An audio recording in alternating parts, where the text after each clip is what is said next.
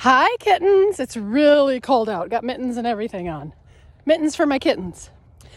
Anyway, Sue and I had started talking about this in the comments, but I had written it down as something I wanted to talk about in a video. I'm walking the dog, so I might be a little out of breath, so excuse that. So what I wanted to talk about was being a single person and cooking. So let's get something out of the way first and foremost. Something that I think we can all agree on.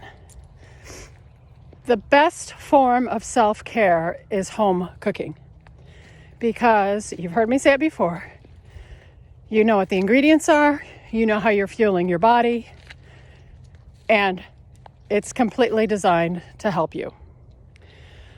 Okay, now that we got that out of the way, understand that I was a single person from the age of 23, although we could effectively say that my very first marriage I was single too, because he thought he didn't realize he was married, but I digress. Until, let's see, I think I moved in with husband or got more serious with husband when I was 41. So we'll just say 20 years, not quite 20 years, of cooking for myself. So I went paleo in 2009. So even though maybe I wasn't paleo and maybe I wasn't cooking super healthy, I was doing the best that I could for what I knew at the time.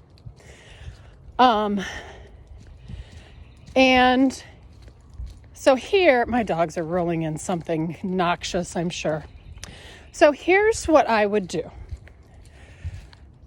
Or here's what you could do. You can either take a recipe and break it down so that it's 2 servings. So you have 1 serving for then and 1 serving as a leftover. Or you can just make the 4 servings. And a lot of times what I would do is make the 4 servings. Oh, great. Go. You guys are not getting in my clean car. What I would do is make the 4. Eat what I was going to eat that day. Put some more in the refrigerator for the next day or 2. And by then I'm pretty typically over it. I like leftovers for approximately 1 day.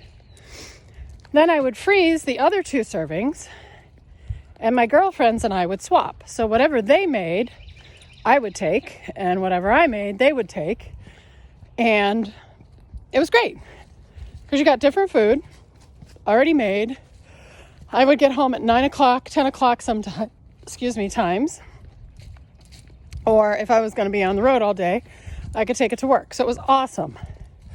So think about having batch cooking parties. You can cook it all together and then do it all where you're there, or just have stuff that you can take over to your friends and your friend can bring it back also.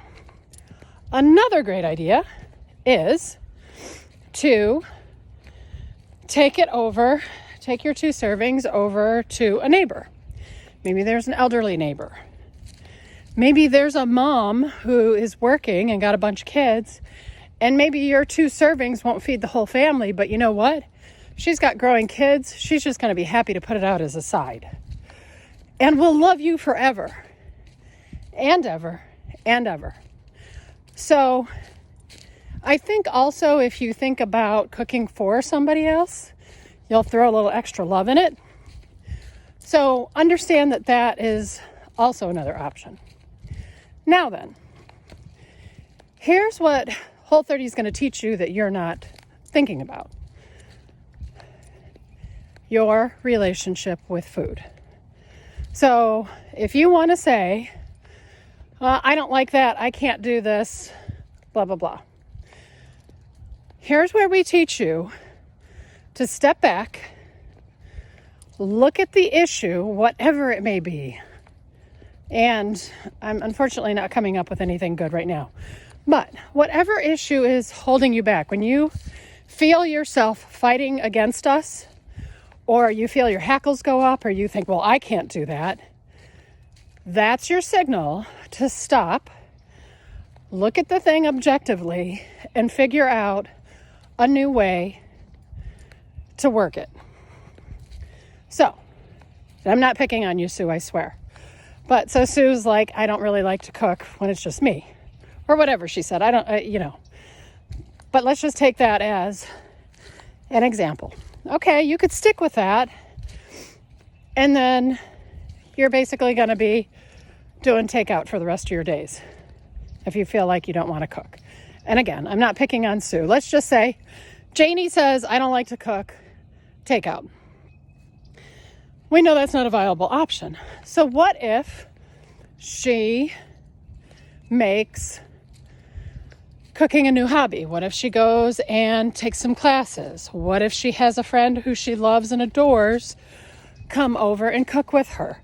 Find a way to make it fun and accessible. And that is all within your grasp. If, for instance, something comes up and you can't figure it out, ask one of us. We'll happily put a different set of eyes on it and see if we can come up with something for you. So anyway, I hope this didn't sound preachy because I certainly didn't mean it that way. But what I want you to know is that if you stop, drop, and roll. Stop, drop your expectations, and roll with it. How about that? I just made that up on the fly. No, because you don't want to continue, even if you're super happy, you don't want to continue on the path that you've been on, where you've got a sugar dragon, or you don't feel in control of your food, or food controls you instead of you controlling it, or you feel like you are stuck in diet culture and every 3 months you want to try something new. We don't want you to do that, and we're here to help you. So let us. All right? I'm completely out of breath. My dogs are stinky, so I think this video is over. All right, guys, take care.